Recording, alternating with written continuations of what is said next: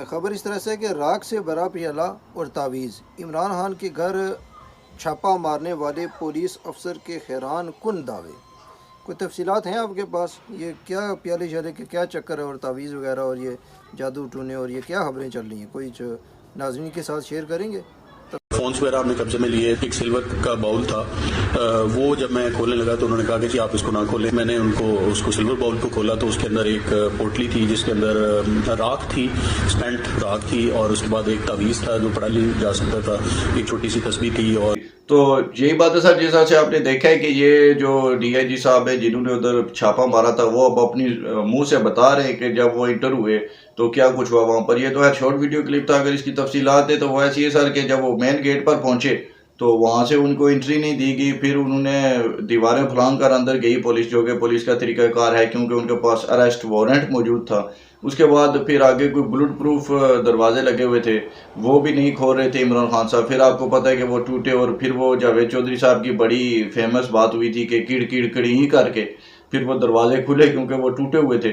उसके बाद जाके इमरान खान साहब को बरामद किया गया, और ये जो इनकी बीवी मोहतरमा है ये उधर बैठी हुई थी, वहाँ पर एक बॉक्स था और उसमें कुछ चीज़ें थी, तो इन्होंने कहा कि आप इसको छू नहीं सकते क्योंकि आप नापाक है, आपने वजू नहीं किया हुआ।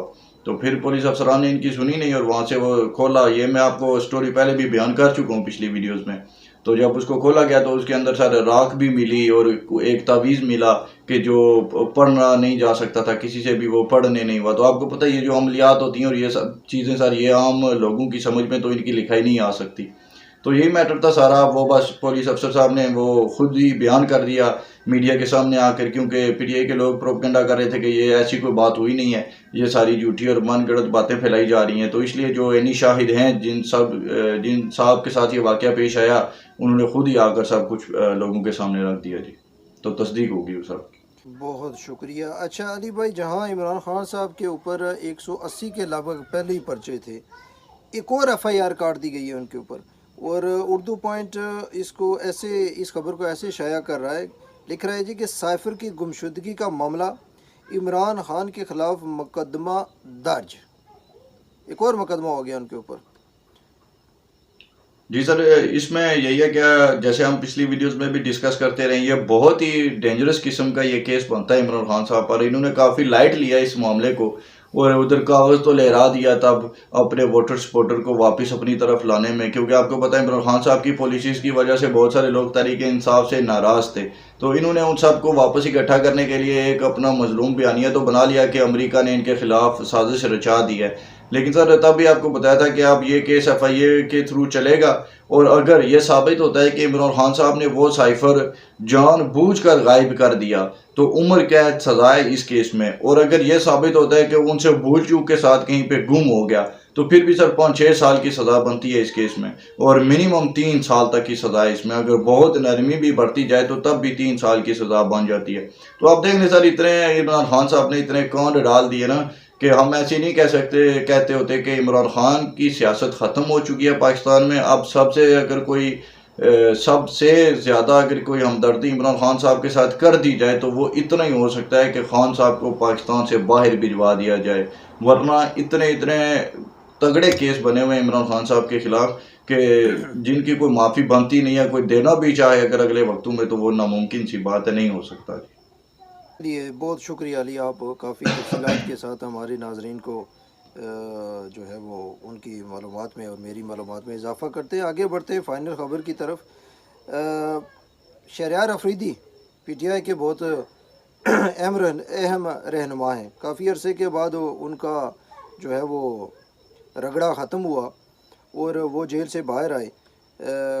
सुनने के अंदर ऐसा है कि जब उन्हें रिहा किया गया कोर्ट से, तो वो पहले बाहर आए, फिर भाग के अंदर चले गए, फिर 6 घंटे तक कोर्ट में बैठे रहे और मजबूरन जज साहब को, पुलिस को हुक्म देना पड़ा कि सर आप इनको घर तक छोड़ कर आएँ। क्यों इतने डरे हुए थे शहरयार अफरीदी, और इतनी खौफ व खरासत क्यों पाई जाती है पीटीआई के अंदर पुलिस वालों से? जी सर, ये मामला इस तरह से हुआ ना कि शहरयार अफरीदी साहब के साथ एक और खातून मैंने भी थी गालबन पीटीआई की। तो इनको पुलिस ने अरेस्ट किया हुआ था, तो अदालत ने आज वो कह दिया कि आप ये गैर कानूनी गिरफ्तारी है, इनको छोड़ दीजिए। जब वो अदालत से बाहर निकले तो आपको पता है फिर कागजी शेर तो हैं ये, लेकिन ग्राउंड रियलिटीज पर ये पूरा नहीं उतरते कि ये कोई इनकलाब ला पाएँ या इनके कोई ये सख्तियाँ झेल पाएँ ये लोग।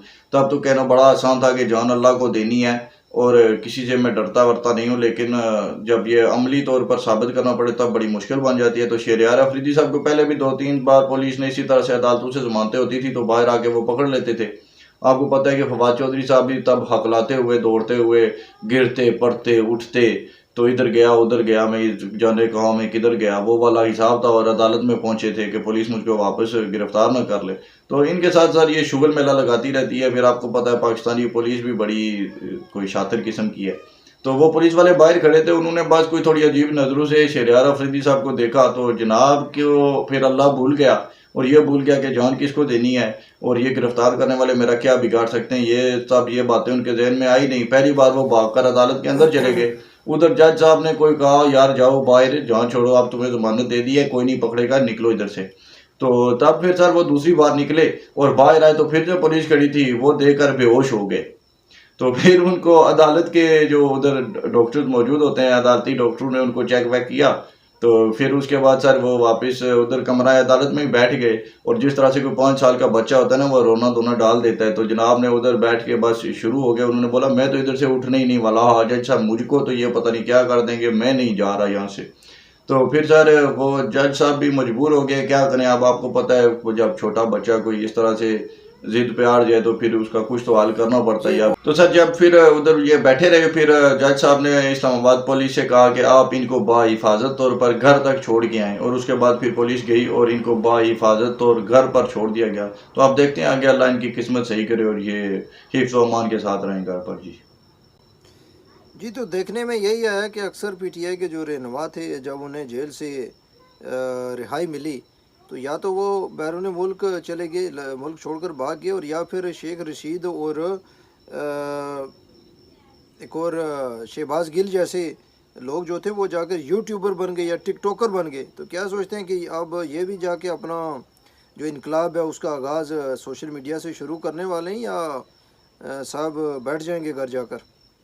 सर जब तक ये पाकिस्तान में ना इन्होंने कुछ भी नहीं करना, तो ये है कि कहीं बाहर चले गए तो फिर देखने में आएगा क्या करते हैं जी।